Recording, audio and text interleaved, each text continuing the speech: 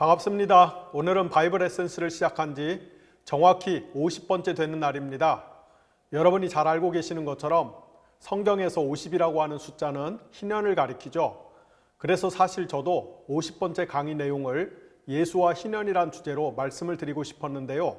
애석하게도 희년 주제는 다음 주 51번째 강의 시간에 말씀을 드려야 할 것 같습니다. 바이블 에센스 50번째 강의 시간인 오늘은 예수가 시작한 거대한 혁명이라고 하는 주제로 예수님이 부패한 예루살렘 성전을 정화하신 예언자적 상징 행위에 대해서 공부를 하도록 하겠습니다. 1961년 5월 16일 군사 쿠데타로 정권을 잡은 박정희는 1972년 10월에 유신 헌법을 통과시키면서 장기 집권을 획책했습니다. 당시 박정희는 북한의 침략 위협과 자신이 집권한 동안 이룩한 경제 성과를 내세워서 장기 집권을 정당화합니다. 하지만 1978년에 접어들면서부터 박정희의 장기 집권으로 인한 모순과 후유증이 마치 본물이 터지듯 분출되기 시작합니다. 첫째, 박정희 정권이 자행한 공포정치, 인권유린, 정적 탄압에 대한 국민의 불만이 점증하기 시작합니다. 둘째, 박정희 정권이 주도한 재벌 중심의 중화학공업 위주의 수출 경제의 후유증이 표출되기 시작합니다. 곧 무리한 과잉 투자로 인해서 경기가 과열되고 경제의 효율성이 떨어지면서 심각한 인플레이션 현상이 발생을 합니다. 참고로 1979년에는 인플레이션이 18.3%까지 치솟았습니다. 여기에 경제 성장을 위해서 노동자와 농민에게 끊임없는 희생을 요구하면서 이들의 생존권 요구가 거세집니다. 셋째, 1977년 출범한 미국 카터 행정부가 대한민국의 인권을 개선할 것을 강력하게 요구하면서 박정희 정권이 이를 무시할 경우 주한미군을 철수하겠다고 으름장을 놓습니다. 박정희는 이에 맞서 핵 개발 카드를 꺼냄으로써 미국과의 갈등이 심화됩니다. 결국 이런 요인들이 종합적으로 작용해서 민심이 요동치기 시작했습니다. 그 결과 1978년 12월 12일에 치러진 제10대 국회의원 선거에서 여당인 공화당이 31.7%, 야당인 신민당이 32.8%의 득표율을 올립니다. 이런 상황에서 박정희 정권은 위기의식을 느꼈고 이를 돌파하기 위해 강경책을 펼쳤으며 그로 인해서 전국 각지에서 국가 권력과 학생, 노동자, 농민이 직접 충돌하는 사태가 발생합니다.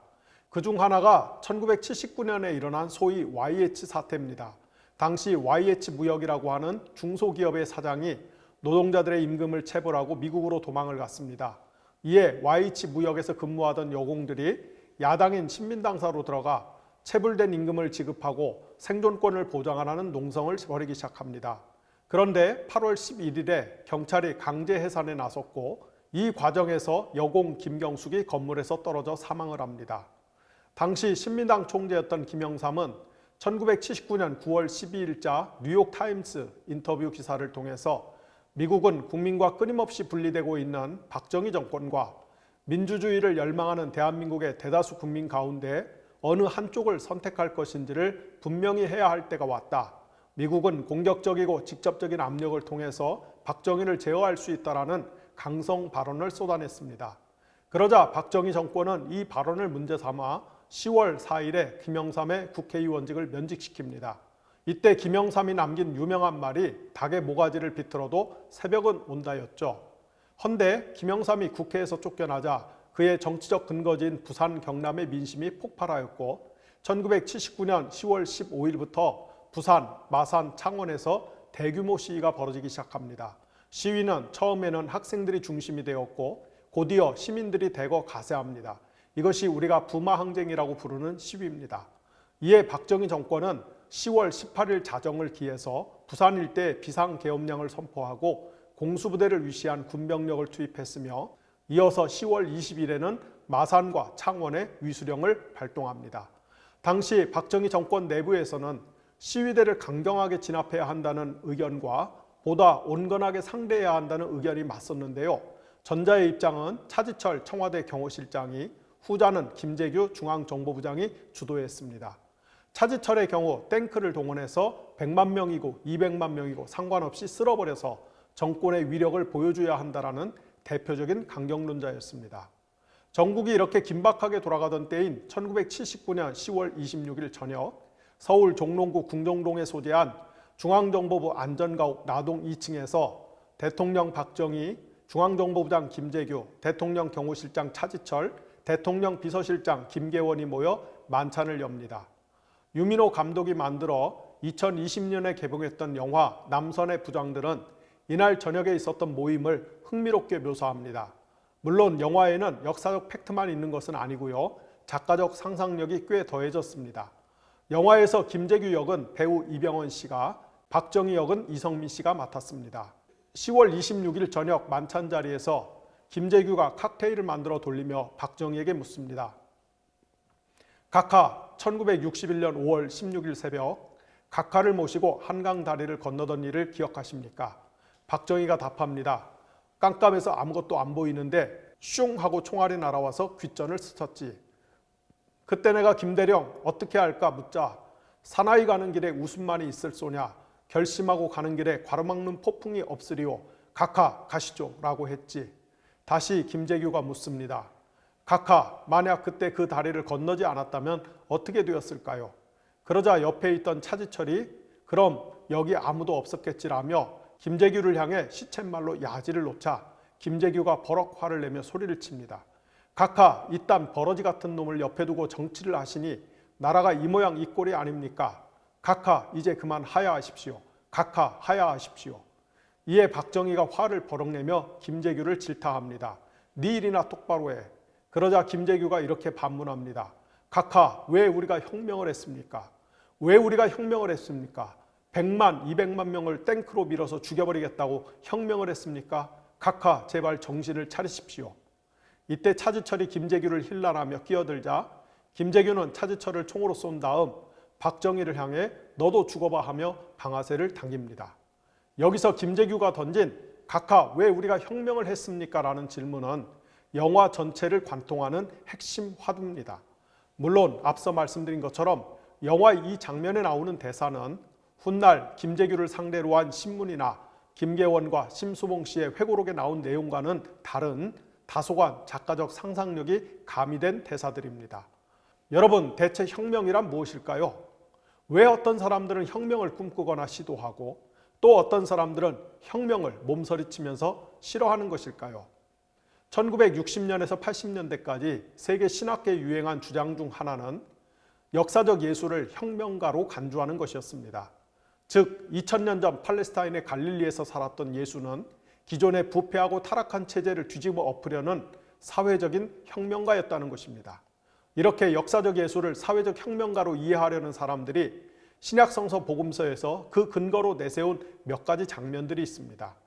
가령 누가복음 22장 35절에서 38절에 보면은 예수께서 체포되기 직전에 제자들을 모아놓고 자신이 죽게 되면은 그 이후로 제자들이 스스로를 지키기 위해서 준비해야 할 품목을 알려주시면서 칼이 없는 사람은 이제부터 옷을 팔아서 칼을 사라고 당부하는 모습이 나옵니다. 이때 일부 제자가 주님 보십시오. 여기 칼 2자루가 있습니다 라고 답하자 예수는 족하다 혹은 넉넉하다라고 답합니다. 예수를 사회적 혁명가로 이해하려는 사람들은 여기서 예수가 자신의 추종자들에게 칼을 장만하라고 말한 장면을 들어 예수가 당시 로마 제국에 맞서 무장 봉기를 통해 독립을 쟁취하려는 열망을 품고 있던 열심당과 깊은 관련이 있었을 것이라고 추정합니다. 하지만 이 말씀은 예수께서 제자들에게 로마 제국에 맞서 무장 봉기를 일으키라고 독려한 것이라기보다는 예수의 십자가 죽음과 부활 이후 제자들이 낯선 땅으로 전도 여행을 다니면서 맞닥뜨리게 될지도 모를 맹수와 도적의 공격에서 자신을 보호할 수 있는 최소 한도의 호신 장비를 준비하라는 뜻이었을 가능성이 더 높습니다.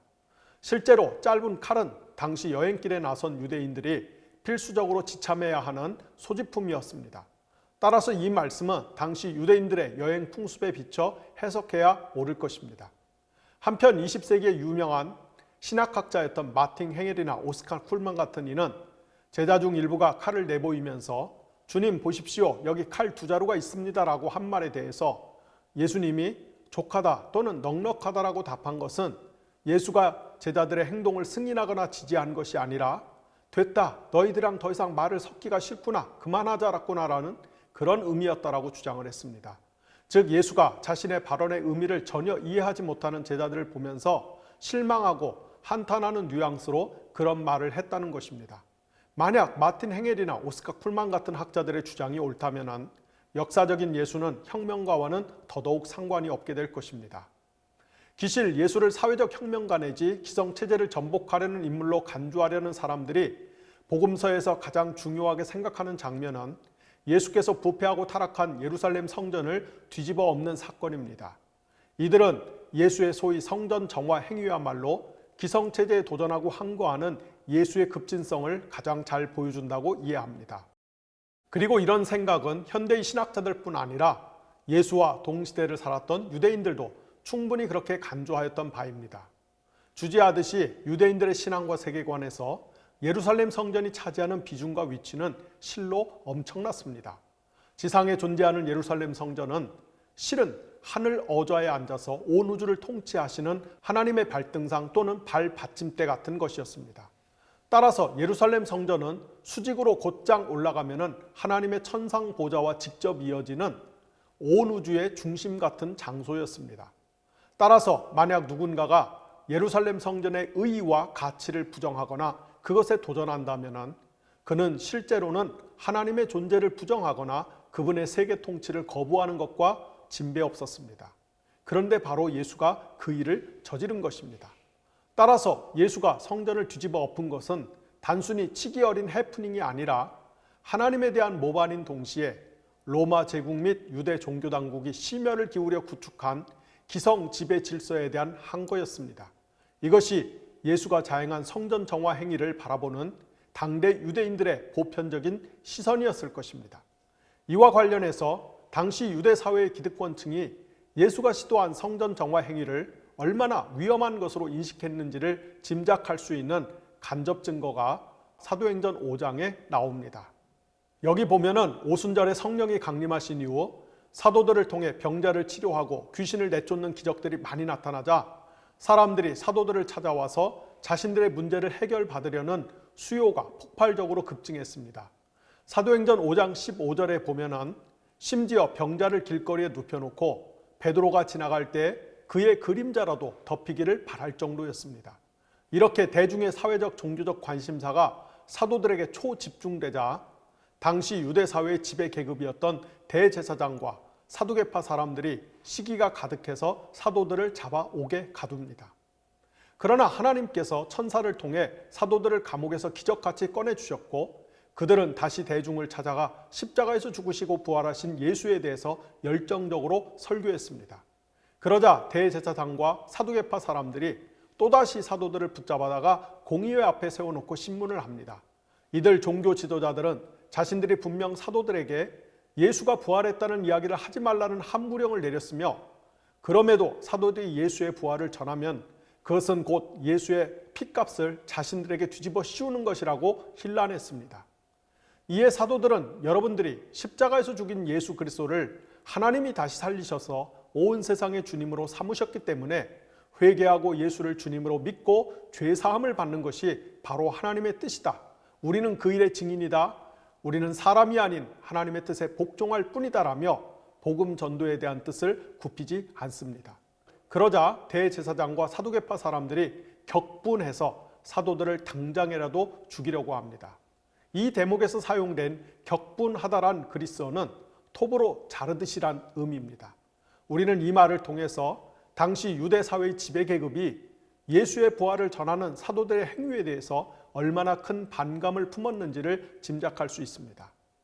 이때 대중에게 큰 존경을 받는 바리새파 지도자인 가말리엘이 등장하여 잔뜩 흥분한 공의회 의원들을 진정시키면서 다음과 같이 말합니다.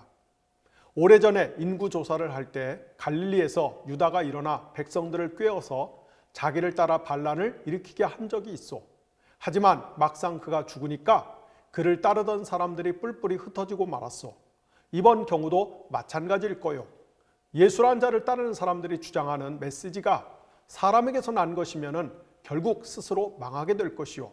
반대로 만약 저들의 주장이 하나님께로부터 온 것이면 우리가 저들을 핍박하는 것은 결국 하나님께 맞서는 행동밖에 안 돼요. 그러니 우리가 이 일에 직접 개입하지 말고 그냥 내버려 둔 채 일이 실제로 어떻게 흘러가는지 잘 지켜봅시다. 가말리엘의 연설이 끝나자 방금 전까지 흥분했던 공의회 의원들은 그의 말이 옳다고 여겨서 더 이상 사도들을 괴롭히지 않습니다. 여기서 가말리엘이 언급한 갈릴리의 유다와 관계한 사건은 기원 후 6년에 일어났던 일을 가리킵니다.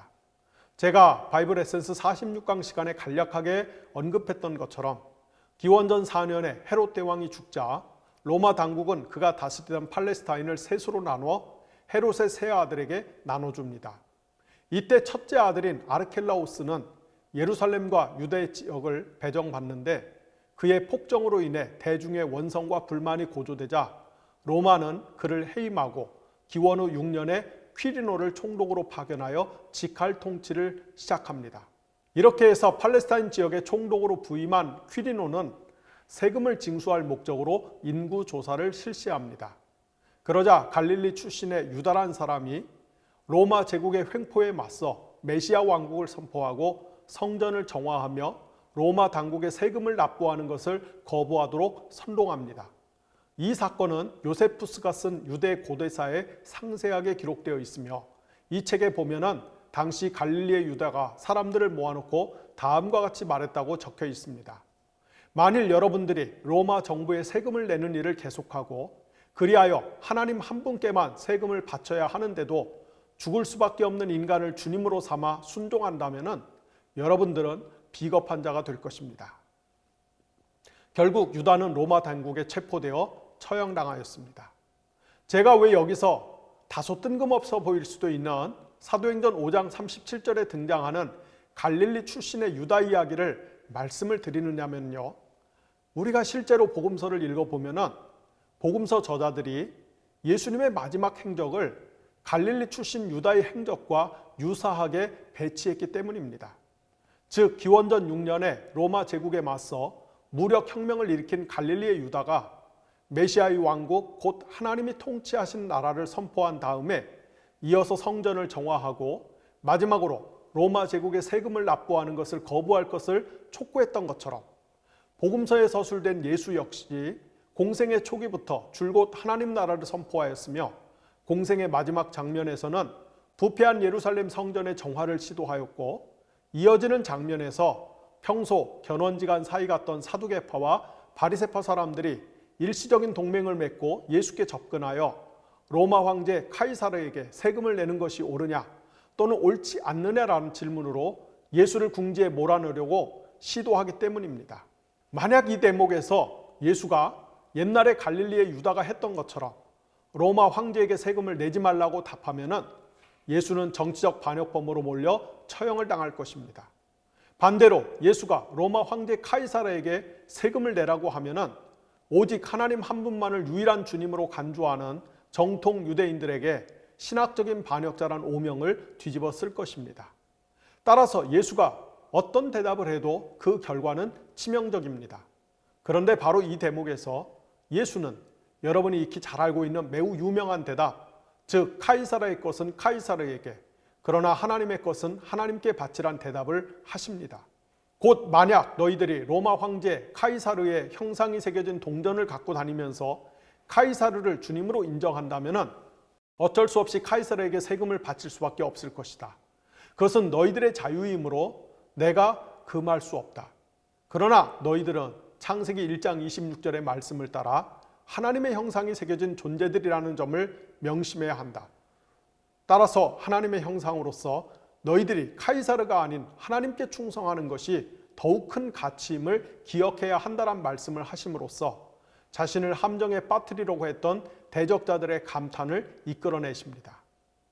어쨌거나 우리는 복음서 저자들이 예수의 최후의 행적을 흡사 오래전 갈릴리 출신 유다의 행적처럼 성전 정화에 이어서 로마 황제에 대해 세금을 납부하는 문제가 중요한 이슈거리인 것처럼 배치한 모습을 통해서 예수님 시대 유대인들이 예수의 성전 정화 행위 안에서 다름 아닌 혁명의 전조를 포착했다는 것을 알 수가 있습니다.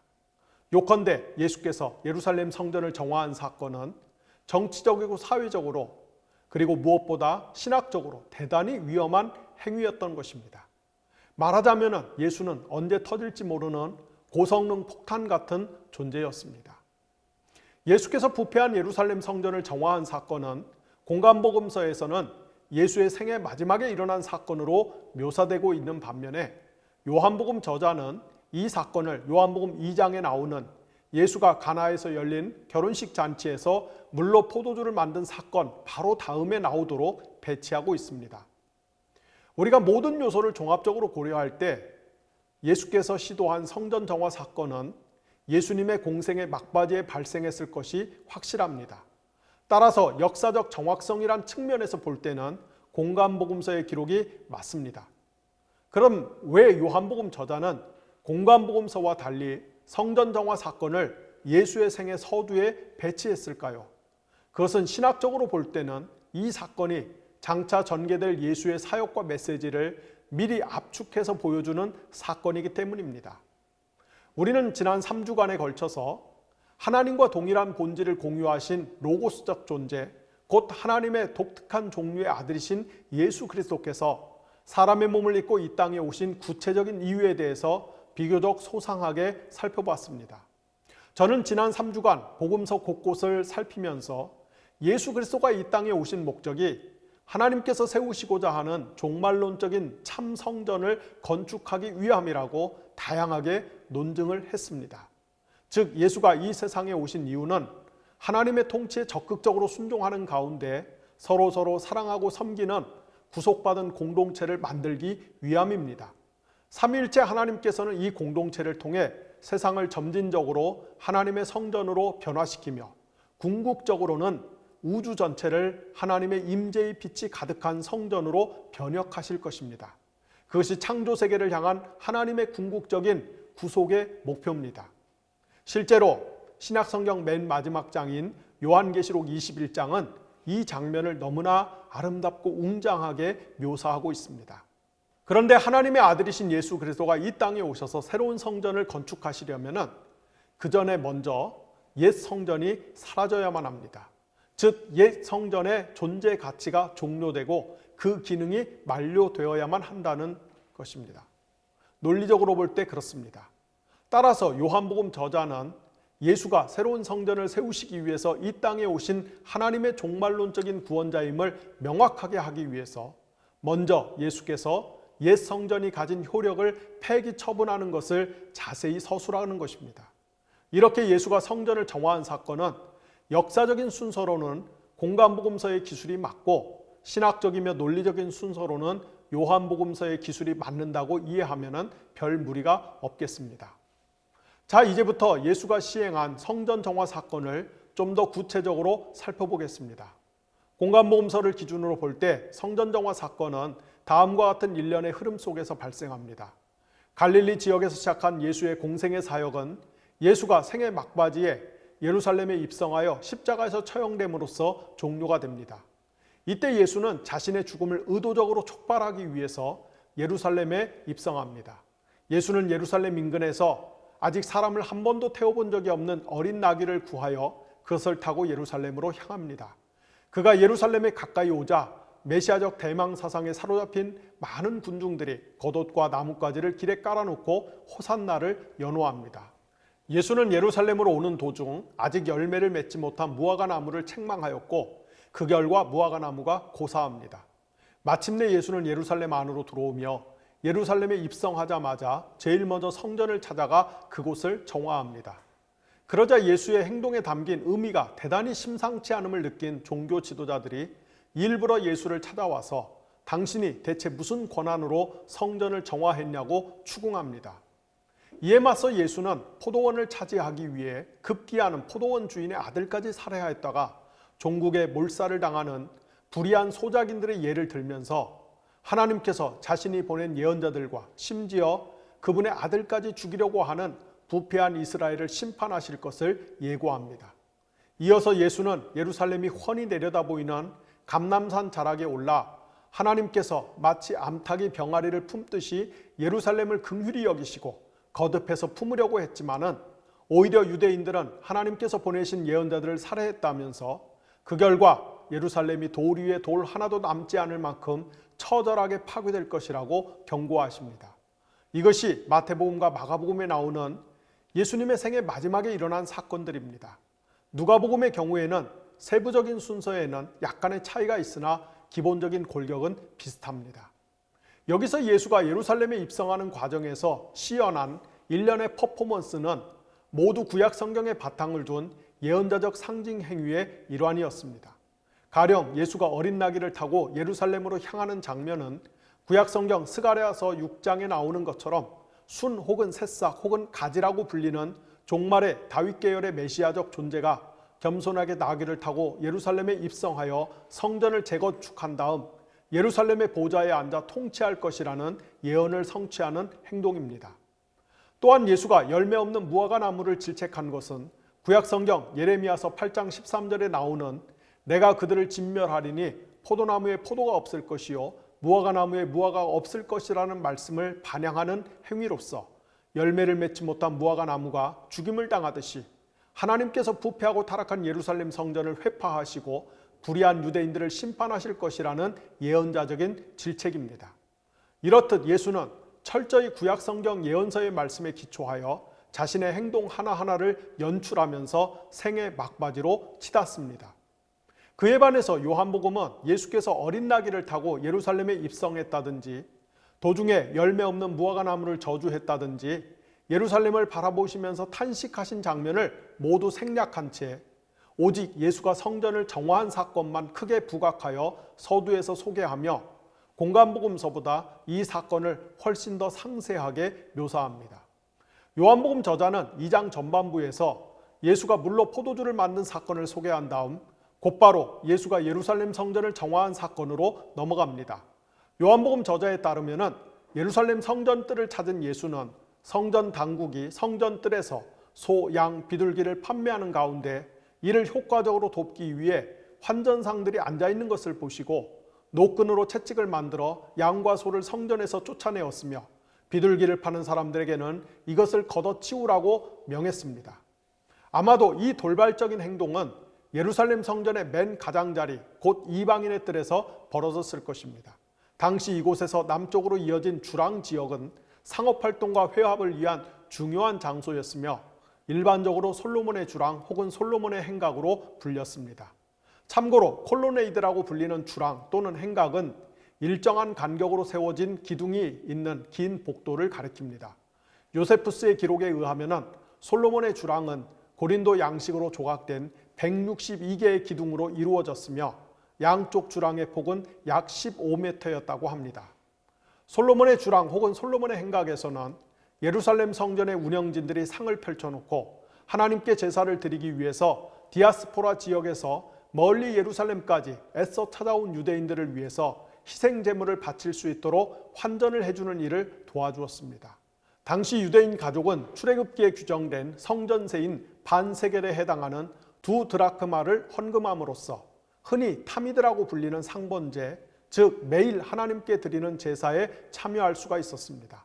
통상 상번제는 어린 양 한 마리를 하나님께 바치는 올라라 불리는 번제와 소제 및 전제로 구성되었으며 당시 유대교에서 상번제는 하나님께 죄를 속함받는 가장 일반적인 제사였습니다.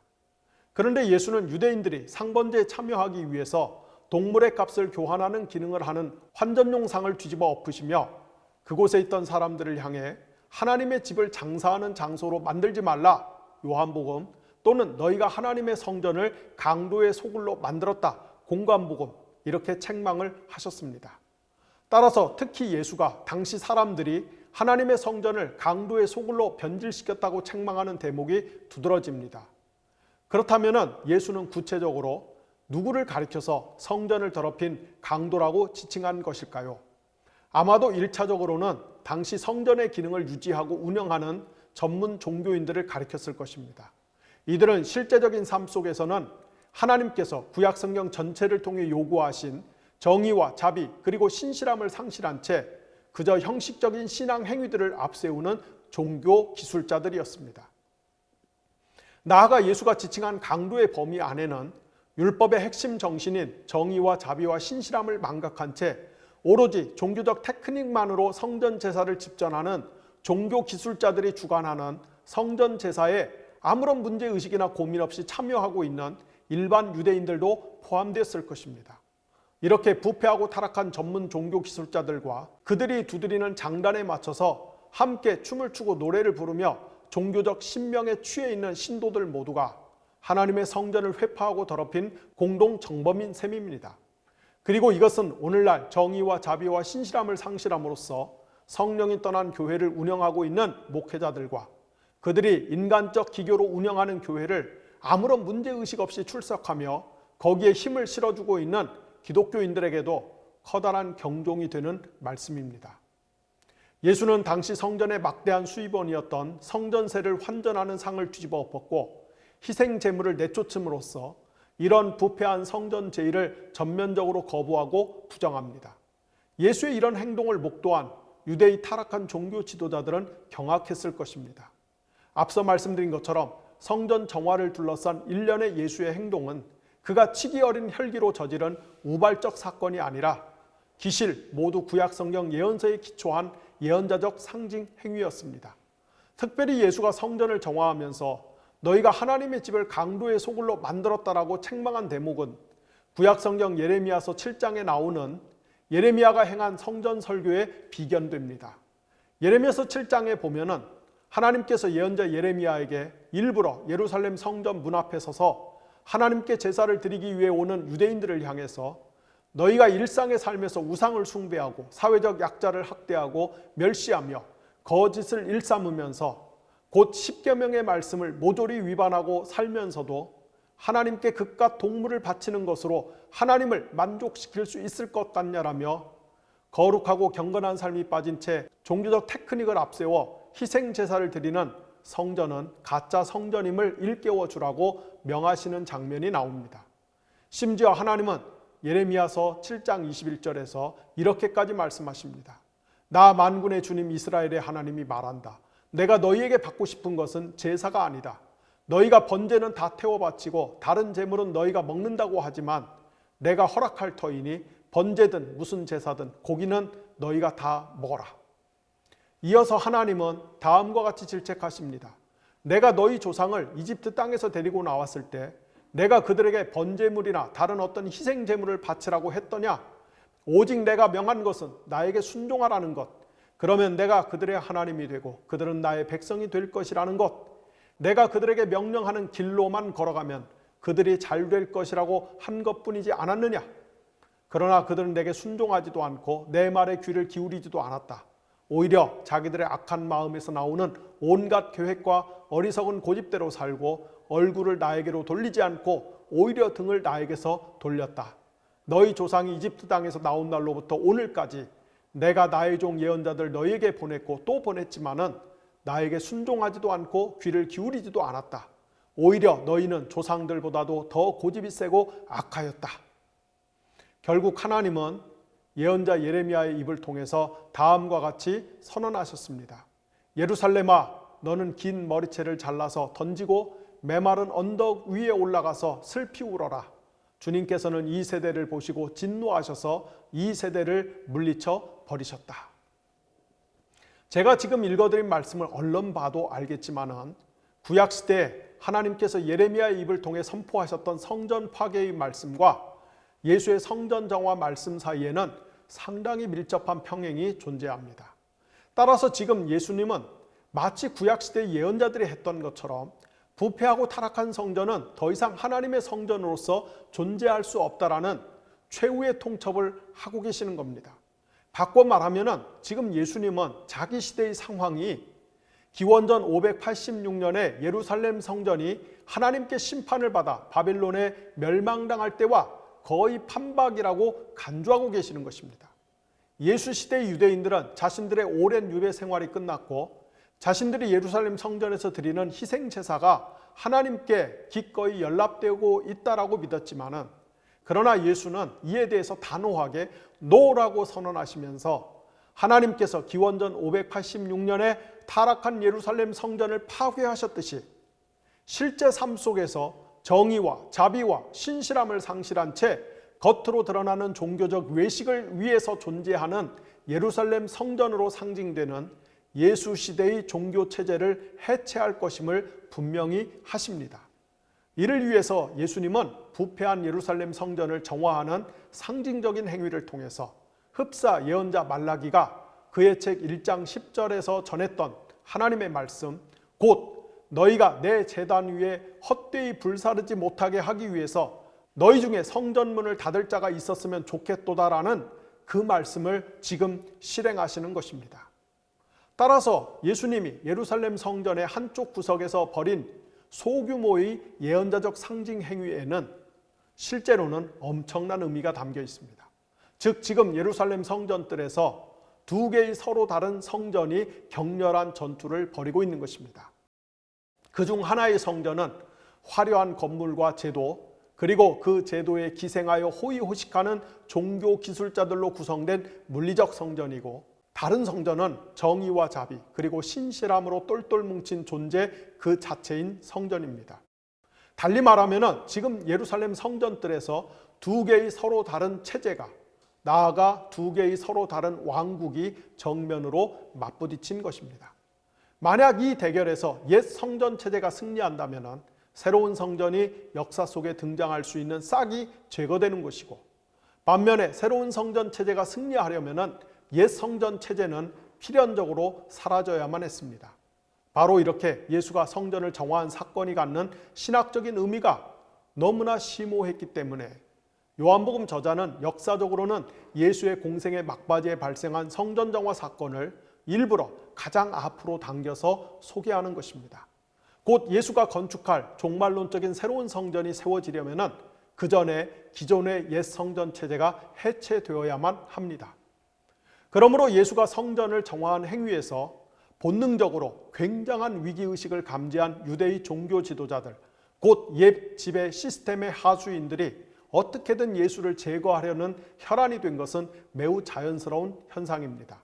쉽게 말해서 예수 시대의 기득권 세력이 봤을 때 예수는 대단히 위험한 인물이었습니다. 이에 반해서 오늘날 우리 시대의 교회의 문제를 한마디로 요약하려면 예수가 더 이상 위험한 존재가 아니라는 데 있습니다. 어찌 보면 교회의 타락은 위험한 존재인 예수를 말랑말랑하고 달콤한 존재로 변질시킨 데 있습니다. 그 결과 최고 경영자 예수, 심령치료자 예수, 음유시인 예수, 명상가 예수, 좋은 친구 예수 등은 넘쳐나는 데 반해 위험한 예수는 없습니다. 예수가 위험하지 않으니 교회도 그리스도인들도 위험할 리가 없습니다. 하지만 위험하지 않은 예수, 그런 예수님은 어쩌면 성경과 전혀 상관없는 예수일 것입니다. 그렇다면 왜 예수님은 위험한 인물일까요? 이 질문에 대한 답은 어렵지 않습니다.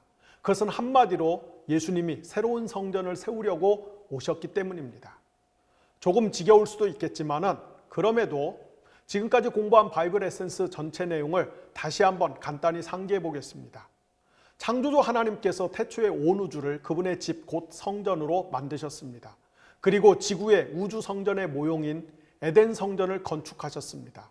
하나님은 아담과 하와를 에덴 성전을 관리하는 제사장으로 세우시고 그들이 하나님의 말씀에 온전히 순종하여 에덴 성전에서 거룩한 문화를 창안하고 그것을 에덴 성전 밖 곧 지구 전체로 확장하기를 원하셨습니다. 만약 아담과 하와가 하나님의 뜻을 성취하면은 궁극적으로 지구 전체가, 나아가 우주 전체가 진정한 하나님의 성전이 될 것입니다. 하지만 인류는 실패했습니다. 하나님의 통치와 임재의 공간, 즉 성전을 지키고 확장해야 할 제사장적 사명을 망각하고 실패한 인류는 하나님의 성전을 짓는 대신에 사탄의 왕국을 건설하는 데 매진합니다. 사탄의 왕국은 지상에서 제국의 형태, 바꿔 말하면 피라미드 체제로 구현이 되었습니다. 인류는 정교한 먹이사슬을 구축하고 만인이 만인에 대해 투쟁하고 경쟁하기 시작했습니다. 이 먹이사슬 구조, 즉 피라미드 시스템에서는 남보다 더 효과적으로 타인을 착취하고 억압하여 최대치의 힘을 비축한 사람이 최고의 정점에서 온 세상의 주님 노릇을 합니다. 당연히 이 피라미드 체제에서는 정의나 자비 그리고 신실함 같은 덕목이 설 자리가 없습니다. 이것이 바로 제국의 시스템이고 그 배후에는 창조주 하나님께 맞서는 우주적 반역자인 사탄의 왕국이 존재합니다. 따지고 보면 전체 인류 역사는 바로 이런 사탄의 체제가 가시화된 피라미드 체제의 자취에 대한 기록입니다. 하지만 창조주 하나님께서는 인류의 반역에도 불구하고 자신이 만든 창조 세계에 대한 애정과 희망을 절대로 포기하지 않으십니다. 그분은 자신의 소유인 우주 성전을 치료하고 복구하기를 원하십니다. 하나님은 그 첫 번째 단계로 지구상에 이스라엘이라고 하는 나라를 창조하여 그들로 하여금 제국의 질서와 체제를 거부하고 정의와 자비와 신실함이 가득한 평등 공동체를 건설하도록 명하셨습니다. 만약 이스라엘이 이 사명을 성공적으로 완수하면 그들은 온 세상을 비추는 빛이 되어 세상에 드리워진 어둠을 몰아내기 시작할 것입니다. 하지만 하나님의 계획보다는 사탄의 화신인 제국의 시스템, 곧 피라미드 체제를 오히려 더 선호한 이스라엘의 반역과 불순종으로 인해 하나님의 일차적인 구원 계획은 어긋났습니다. 그리하여 이제는 창조주 하나님께서 직접 물리적인 존재가 되어 이 세상에 오셔서 자신이 세우고자 하셨던 참 성전의 모습을 구현하기로 하셨습니다. 그 길만이 만인이 만인에 대해서 착취하고 억압하여 죽음의 종노릇을 사탄의 체제를 종식시키고 우주 안에 정의와 자비와 신실함이 가득한 하나님의 구원의 공간을 건설하는 유일한 열쇠였습니다. 이것이 바로 창조주 하나님이 예수 그리스도가 되어 이 땅에 오신 진짜 이유입니다. 창조주 하나님의 참 구원의 공간 혹은 참 공동체를 건설하기 위해서 이 땅에 오신 하나님의 독특한 종류의 아들이신 예수 그리스도는 지상에서의 공생의 기간 내내 정의와 자비와 신실함이 충만한 삶을 사셨습니다. 그리고 자신을 따르는 사람들에게도 동일한 삶을 살도록 요구하셨습니다. 이렇게 해서 예수와 그의 공동체는 세상을 지배하는 사탄의 체제, 즉 피라미드 체제에 맞서 그것의 힘과 가치를 전복시키는 대한공동체, 대조공동체, 대한공동체가 됩니다. 그리고 바로 이런 이유 때문에 세상은 예수를 대단히 위험한 존재로 인식한 것입니다. 사실 인류 역사에서 기성 질서와 체제를 뒤집어 엎으려는 인물이나 시도는 늘 있어 왔죠. 우리는 이런 행동을 가리켜서 혁명이라고 부릅니다. 하지만 여타의 혁명과 예수가 세우려고 했던 성전 건축은 전혀 다릅니다. 어떻게 다릅니까? 18세기 말 프랑스 혁명이 발발했을 때 루이 16세의 부인인 마리 앙트와네트가 시너에게 다음과 같이 물었다고 합니다. 얘야, 사람들이 혁명 그러는데 대체 혁명이란 게 무엇이냐? 그러자 왕비의 시녀가 이렇게 대답했다고 합니다. 마마, 혁명이란 마마와 제가 서로 자리를 바꾸는 것입니다. 혁명이란 무엇인가요? 그것은 피라미드 체제 안에서 서로 자리를 바꾸는 것입니다. 혁명은 겉보기에는 기존의 부패하고 타락한 피라미드 체제 자체를 거부하고 전복하려는 시도 같지만은 그러나 그 결과는 언제나 늘 서로 자리를 바꾸는 것에 그치고 말았습니다. 이것이 인간이 시도하는 혁명의 본질이자 한계입니다. 1961년에 김재규가 박정희를 도와 한강 다리를 건널 당시만 해도 그는 무능하고 부패한 세상을 일소하고 전혀 다른 세상을 건설할 수 있을 것이라는 꿈에 부풀었을 것입니다. 하지만 정작 그 자신이 18년 동안 권력의 핵심에 몸을 담고 살면서 깨달았던 것은 자신들이 이룩한 혁명이라는 곳이 고작 피라미드 체제 안에서 서로 자리를 바꿔서 또 다른 방식으로 착취하고 억압하는 것에 불과하다는 사실이었습니다. 그래서 김재규가 박정희에게 절규하듯이 따져 물은 것입니다. 각하, 대관절, 왜 우리가 혁명을 했습니까? 고작 이러자고 혁명을 했던 것입니까? 하지만 예수가 시도한 혁명은 차원이 전혀 다릅니다. 예수는 기존의 피라미드 체제 안에서 서로 자리를 맞바꾸는 혁명을 일으키기 위해서 이 땅에 오신 것이 아닙니다. 하나님의 아들 예수 그리스도는 피라미드 체제와는 전혀 다른 세상, 곧 모든 사람이 하나님의 임재와 은혜 안에서 정의와 자비와 신실함의 가치를 실천함으로써 모든 사람이 더불어 행복하게 잘 사는 세상, 즉 하나님의 창조 세계 전체가 하나님의 성전이 되는 체제를 만들기 위해서 이 땅에 오신 것입니다. 그렇기 때문에 사탄의 체제 입장에서 볼 때 예수는 너무나 위험한 인물인 것입니다.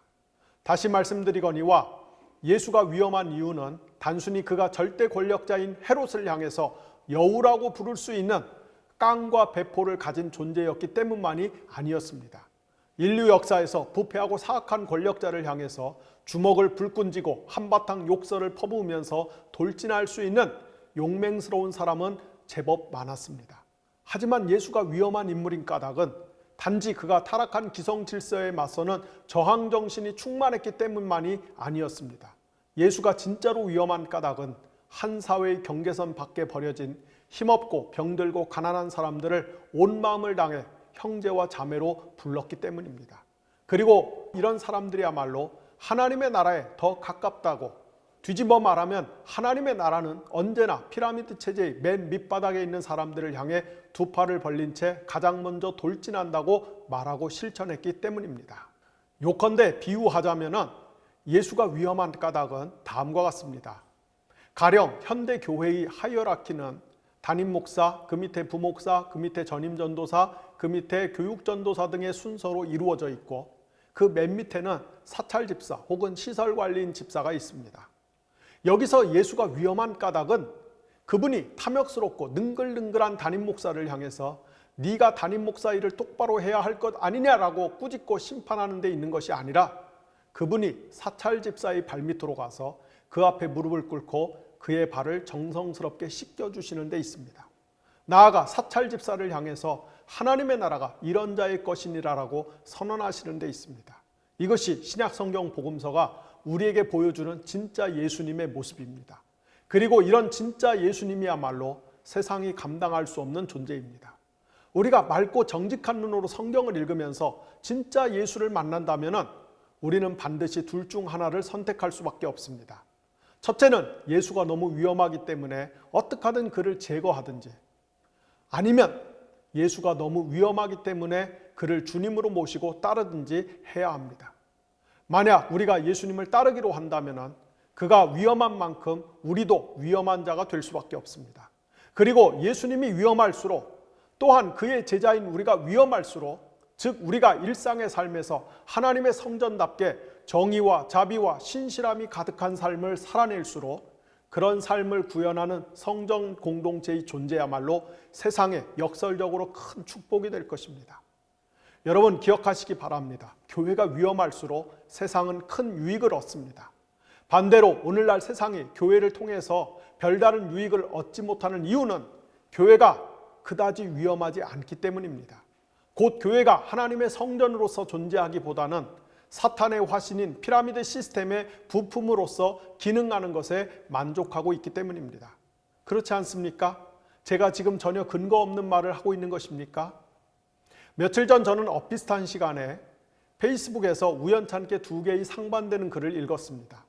하나는 서울의 어느 아파트에서 내건 홍보 문구였습니다. 거기에는 이렇게 적혀 있더군요. 언제나 평등하지 않은 세상을 꿈꾸는 당신에게 바칩니다. 즉 자신들이 건축한 고급 아파트를 구매하고 그곳에 거주하는 순간에 당신은 타인과 차별화된 존재가 된다는 것입니다.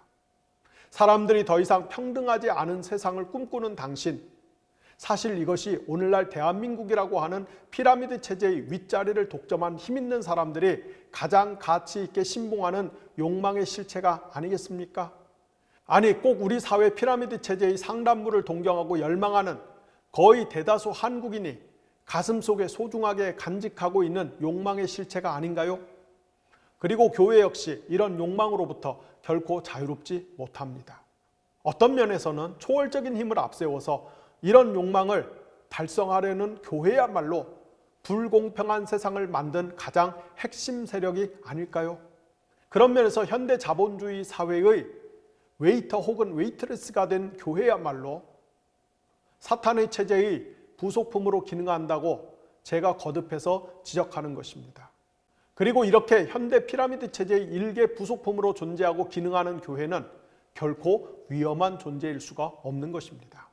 같은 날 거의 동시간대에 저는 또 다른 글을 하나 읽었습니다. 여러분이 잘 아시는 유명한 영화배우 키아누 리브스에 관한 글이었습니다. 거기에는 이렇게 적혀 있었습니다. 키아누 리브스는 3살 때 아버지에게 버림을 받았고 그 후 3명의 의붓 아버지 밑에서 자랐다. 그는 난독증 환자다. 하키 선수가 되겠다는 그의 꿈은 심각한 사고로 산산조각났다. 그의 딸은 태어나자마자 죽었고 아내는 교통사고로 죽었다. 그의 여동생은 백혈병과 싸웠다. 키아누 리브스는 수행원도 없고 호화주택도 없다. 그는 평범한 아파트에 살며 시내를 돌아다니는 것을 좋아하며 종종 혼자 뉴욕의 지하철을 타고 다니는 것이 눈에 띄곤 한다. 그는 영화 호수의 집을 촬영하던 중에 우연히 의상 도우미 2명이 대화를 나눈 것을 듣게 되었는데 그중 한 명이 2만 달러를 내지 않으면 집을 잃게 된다며 울었다. 키아누 리브스는 그 의상 도우미에게 필요한 돈을 송금했다. 그 외에도 영화 매트릭스로 벌어들인 7,500만 달러를 비롯한 수입 중 많은 금액을 병원에 기부했다.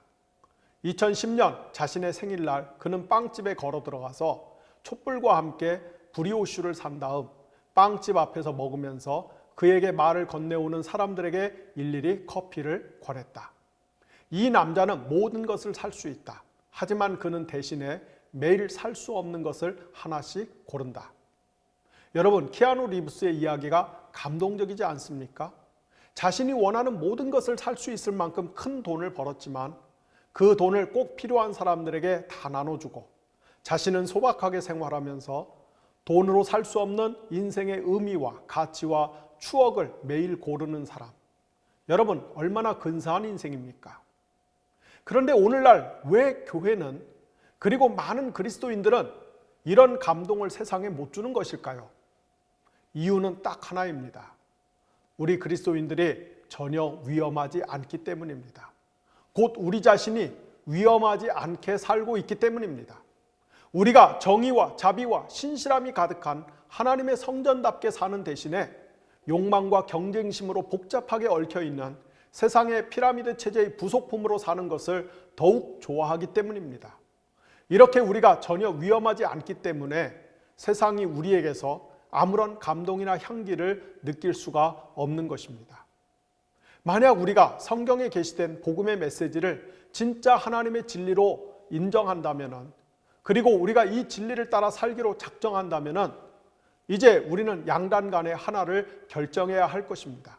그것은 예수님 시대의 부패한 기성 성전처럼 겉모양은 성전인 것 같은데, 또는 껍데기는 하나님의 성전인 척 하는데 실제로는 각종 이해관계로 얽힌 사탄의 체제의 부품으로 계속해서 살 것인지, 아니면 예수께서 진짜 성전을 세우시기 위해서 먼저 기존의 성전을 부정하고 거부하셨듯이 우리도 성령 안에서 하나님이 건축하실 새로운 성전이 되기 위해서 먼저 우리 안에 낡은 성전을 파괴할 것인지, 둘 중 하나를 결정해야 할 것입니다.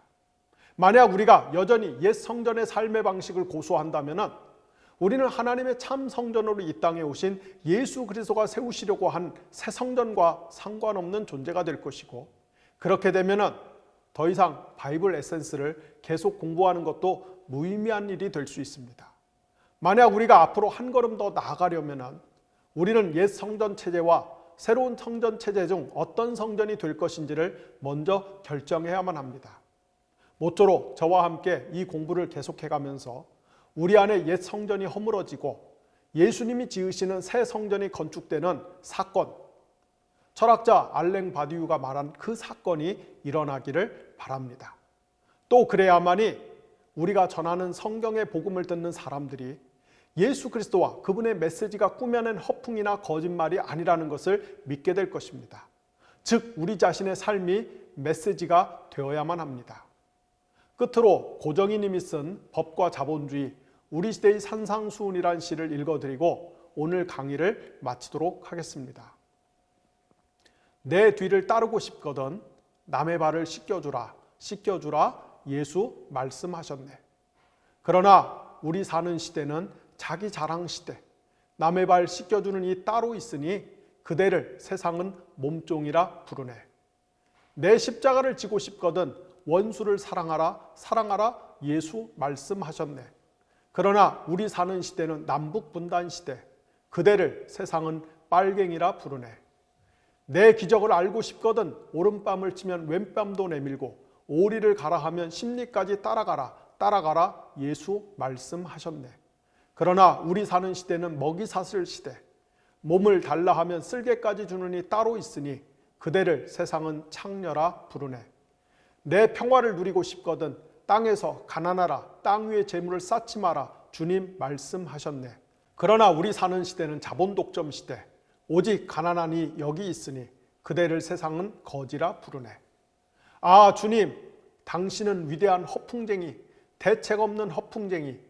하나님이 세상을 이처럼 사랑하사 구하면 주실 것이요 두드리면 열릴 것이다 말씀하셨건만 구하고 두드리는 이 반동이라고 부르네.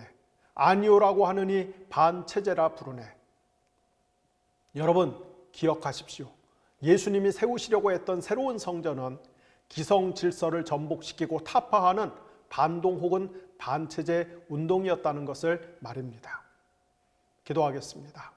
하나님 아버지 감사합니다. 오늘 50번째 바이블 에센스 공부를 잘 마칠 수 있도록 여기까지 인도해 주신 것을 감사를 드립니다. 50이라고 하는 숫자가 저희에게는 특별합니다. 지난 50번의 강의를 통해서 저희에게 지혜와 계시의 정신을 부어주셔서 하나님의 말씀을 조금씩 더 깊이 충만히 깨달을 수 있는 은혜를 주신 것을 감사합니다. 하나님, 아직도 저희 안에는 부패하고 낡은 옛 성전의 흔적과 관습들이 너무나 많이 남아 있습니다. 하나님, 저희가 하나님의 말씀을 그냥 머릿속에 지식으로만 배우지 않게 하시고 이 말씀이 저희들의 존재의 피와 살이 되게 하시고 저희들의 삶의 방식의 질서와 힘이 되게 하셔서 저희가 이 말씀을 배우는 동안에 옛 성전 체제의 그 관행과 힘을 계속해서 떨쳐버리고 하나님이 저희들에게 예수 그리스도를 통해서 세워주시려고 했던 새 성전의 모습을 더욱더 구체적으로 구현해 갈 수 있는 은혜를 허락하여 주시기를 원합니다. 오늘도 이 강의를 보고 듣는 분들 가운데 몸이 아픈 분들, 생활이 어려운 분들, 마음에 근심이 가득한 분들, 삶에 풀리지 않는 숙제와 문제가 짓누르고 있는 분들, 하나님 기억하여 주시고 다 도와주시기 원합니다. 고쳐주시기 원합니다. 살려주시기 원합니다. 피할 길을 열어주시기 원합니다. 하나님의 평강이 하늘로부터 부어지는 역사가 일어날 수 있도록 은혜를 베풀어 주시기를 원합니다. 우리가 사는 세상이 너무나 악합니다. 너무나 어리석습니다. 너무나 허망합니다. 너무나 불확실합니다. 하나님, 이러한 때 우리가 세상을 본받지 않고 세상을 따라가지 않고 세상과 구별되어서 정말 성경적인 의미에서 진정으로 위험한 교회, 진정으로 위험한 그리스도인들이 될 수 있도록 도와주시고 저희가 복음을 위험하게 구현할수록 하나님이 이 땅의 교회들을, 이 땅의 그리스도인들을 이 민족을 위한 축복의 통로로 삼으시는 놀라운 하나님의 역전의 기적의 역사들이 일어날 수 있도록 은혜를 베풀어 주시기를 원합니다. 감사드리며 예수님의 이름으로 기도를 드렸습니다. 아멘.